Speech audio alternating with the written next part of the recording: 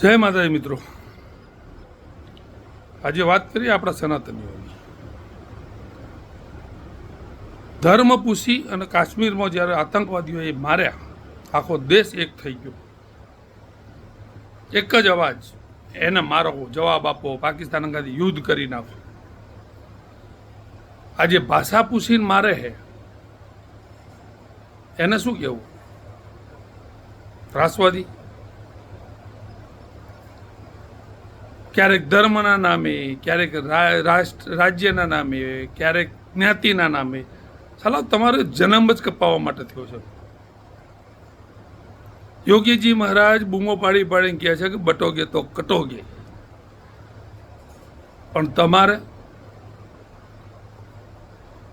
કપાવવા જ જન્મ લેવો છે. ને સૌથી સારી વાત એ છે કે તમારે બીજાઓના હાથે નહીં કપાવવું પડતું.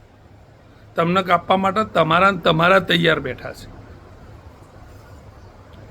કપાવો, ઊંઘો શાંતિથી. આપણે શું, હજી ઘણો સમય છે હો ભાઈ.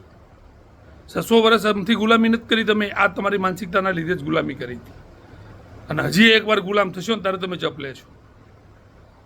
વેચો, હજી પ્રાંતના નામે વેચાઓ, સમાજના નામે વેચાઓ, ધર્મના નામે વેચાઓ, ભાષાના નામે વેચાઓ.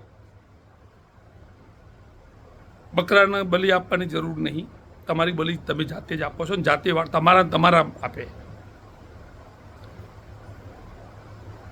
આ ભાષા પૂછીને મારે છે એનો કોઈ વિરોધ નહીં આખા ભારતની અંદર.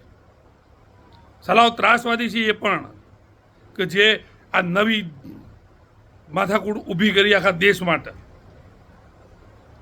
જાગો. ક્યારેક એવું ના થાય કે તમારો વારો આવી જાય. જય માતાજી.